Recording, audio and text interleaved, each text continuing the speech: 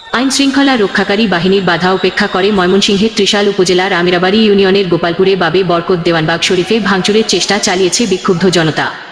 এ সময় দেওয়ানবাগী ভক্তদের পাল্টা প্রতিরোধের মুখে পড়ে আহত হয়েছেন অন্তত অর্ধশতাধিক মানুষ।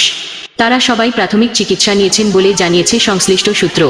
রবিবার 8ই সেপ্টেম্বর ত্রিশাল উপজেলার বিভিন্ন ইউনিয়নের লোকজন একত্রিত হয়ে দেওয়ানবাগ শরীফে ভাঙচুরের চেষ্টা চালায়।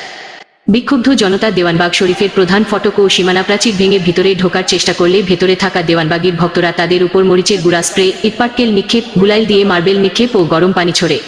এ সময় বাহির থেকেও বিক্ষুব্ধ জনতা ইটপাটকেল নিক্ষেপ করে। এতে কমপক্ষে অর্ধশতাধিক আহত হয়। এই ঘটনায় বিক্ষুব্ধ জনতা উত্তেজিত হয়ে দেওয়ানবাগ শরীফের মূল ফটকের বাইরে থাকা তাদের কন্ট্রোল রুমে ভাঙচুর চালিয়ে আগুন ধরিয়ে দেয়। এতে পরিস্থিতি ক্রমেই খারাপ হতে থাকলে আইন শৃঙ্খলা রক্ষাকারী বাহিনী লাঠিচার্জ করে বিক্ষুব্ধ জনতাকে সরিয়ে দেয়। কিন্তু দুই পক্ষের মধ্যেই সারাদিন উত্তেজনা চলেছে। দেওয়ানবাগ শরীফে বিতর্কিত ইসলাম বিরোধী কর্মকাণ্ড হতো বলে জানিয়ে তা গুড়িয়ে দিতে 2 দিন আগে থেকেই সামাজিক যোগাযোগ মাধ্যম সহ এলাকাভিত্তিক ব্যাপক প্রচার করা হয়। তারই প্রেক্ষিতে এ হামলার ঘটনা ঘটে।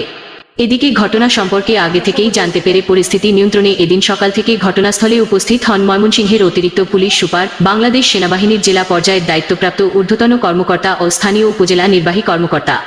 এ সময় এই ঘটনায় জড়িতদের বিরুদ্ধে ব্যবস্থা নেওয়ার আশ্বাস দেন তারা। স্থানীয় রাকিবুল হাসান রাকিব বলেন, ইসলাম বিরোধী বিভিন্ন কর্মকাণ্ড পরিচালনা করাই এলাকাবাসী ভণ্ড পীর দেওয়ানবাগীর ওপর অনেক আগে থেকেই ক্ষিপ্ত ছিল। এ কারণেই জনগণ একত্র হয়ে এই দরবার উৎখাত করার সিদ্ধান্ত নিয়েছে। তাকে এলাকা থেকে বিতাড়িত করা হবে। এ বিষয়ে আমরা প্রশাসনের কাছে 3টি দাবি জানিয়েছি। দেওয়ানবাগ শরীফের মিডিয়া সেলের কোঅর্ডিনেটর ডক্টর সৈয়দ মেহেদী হাসান আজকের হামলায় তাদের 120 ভক্ত অনুরাগী আহত হয়েছে দাবি করে বলেন, দীর্ঘদিন ধরে আমরা শান্তিপূর্ণভাবে আমাদের দরবার পরিচালনা করে আসছি। আমাদের দেওয়ানবাগী হুজুরের মূল শিক্ষাই হলো মানবতার শিক্ষা।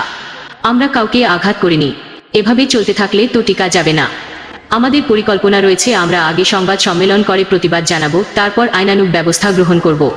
ত্রিশাল থানার ভারপ্রাপ্ত কর্মকর্তা কামাল হোসেন বলেন, দেওয়ানবাগ শরীফে হামলা হতে পারে এমন সংবাদের ভিত্তিতে সকাল থেকেই আইন শৃঙ্খলা রক্ষাকারী বাহিনী মোতায়েন করা হয়। স্থানীয় এলাকাবাসী হামলা চালাতে চাইলে আমরা তাদেরকে বুঝিয়ে পরিস্থিতি নিয়ন্ত্রণে আনার চেষ্টা করি।